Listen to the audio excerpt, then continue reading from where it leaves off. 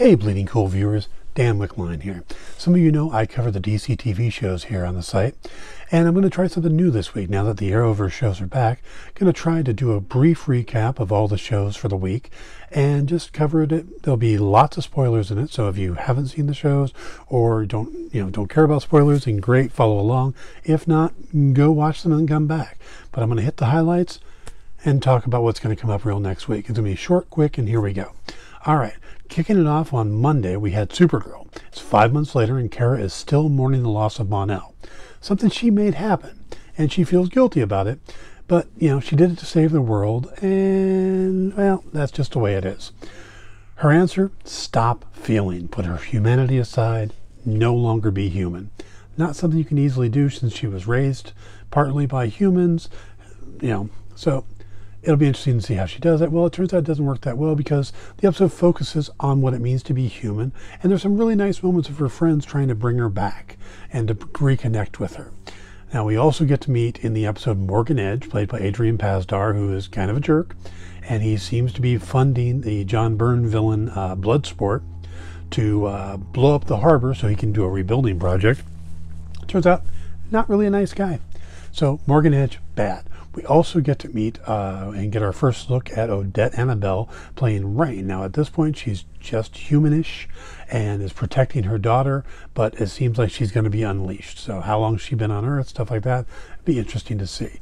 Next week, we get to meet the new villain, Psy, and maybe find out about that spaceship they showed at the bottom of the ocean. I'm thinking could have something to do with John Jones and his dad. All right, moving on. We've got on Tuesday, we had the return of the Flash. And the return of the Flash. Barry Allen was gone for 5 months, leaving Kid Flash, Vibe, Joe West, and Iris to hold down the fort. Now, badass samurai shows up. They can't stop him, and he goes, bring me the Flash, or I'm going to destroy the city. Well, these guys go, yeah, let's bring back the Flash. Vibe has this idea he's been working on. He's been running it by Harrison Wells and Tracy Brand and Tina McGee and Curtis Holt and Felicity Smoke, and he thinks he can do it, but he needs Caitlin Snow, who's been gone for 6 months too. But anyway, they get together, they try it out, it doesn't work, yet it does. Barry suddenly shows up naked in the middle of the country. Like you do. Well, turns out his brain, a little simple mind going on there. He's gone, he's a beautiful mind, just out there. And he stays that way until Iris sacrifices herself, puts her in danger with the samurai, and suddenly Barry has to run to the rescue. Barry's back, things are good.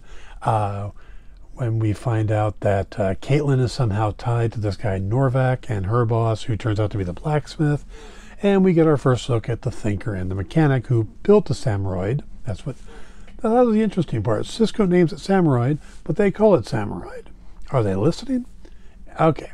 Anyway, so next week we get to see that Cisco, with too much time in his hands, is a bad idea.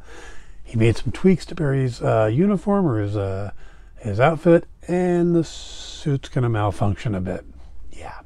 Watch the trailer. It's pretty funny. Looks like it's going to be a very light episode, and it's going to give us that more fun feeling that they've been talking about all this, for this season.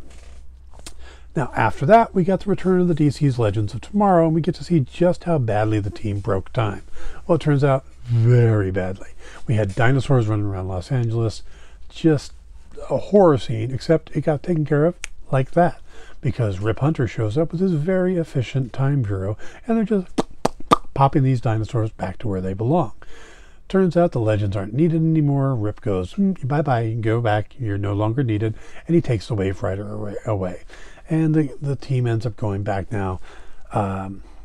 Nate ends up being a superhero in Central City, the second most popular after Kid Flash. Good for Nate. Ray Palmer ends up going to work for a dating website, which just sounds like a horrible idea. And Sarah becomes Ash Williams. She starts working for like an S-Mart type place and throwing daggers. Anyway, doesn't last long because Julius Caesar shows up in Aruba at the feet of Rory, McRory. Yes, Heatwave. Anyway, Heatwave calls up the team. They steal the Wave Rider, take Julius Caesar back in time. Julius steals a history book. Suddenly everything's changed and the team has to correct things. Because the Time Bureau screws up, the Legends have to save the day. They end up getting to keep the Wave Rider. And the team is back with their new motto, "Sometimes we screw up time for the better."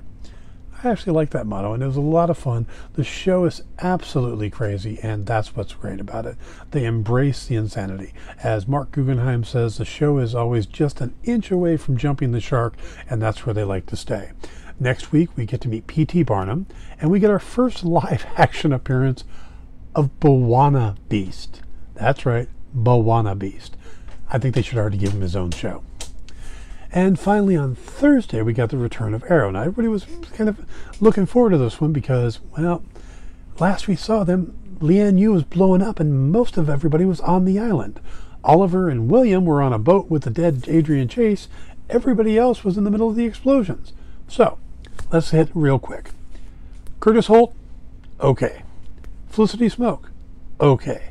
Quentin Lance, he's okay, but he's got a case of guilt like you wouldn't believe, and for some reason thinks that Earth 2 Laurel Lance is his Laurel Lance, but isn't his Laurel Lance. And yeah, it's just a bunch of guilt, and he stares at drinks now thinking he should drink them, but doesn't. Dinah Drake is back. She's fine, and she's now a lieutenant, so good for her for getting a promotion and accepting the Black Canary role and getting a kick-ass costume. Wild Dog is back. Wild Dog gets a new costume, and then he gets jacked up by falling off of a freeway overpass. You survive Lian Yu and get jacked up on a freeway. Anyway, but good news for him is he's going to get another chance to get his daughter back. So that's awesome. Diggle, John Diggle. He seems to be okay, but then he tries to shoot and his hand's all wavery. So John's got some problems. They'll have to take care of that. Looks like he's got a shoulder injury, but it seems like the aiming thing is going to be an issue for him to work through. Other than that, Thea is in a coma, not doing well, but alive. Samantha, she didn't make it, but we kind of knew she wasn't because Oliver is raising William. And Rissa's back. You know, the maid / that we saw in the pilot episode and then haven't seen since. She's back and helping Oliver with William. Slade Wilson pops up. He's doing just fine.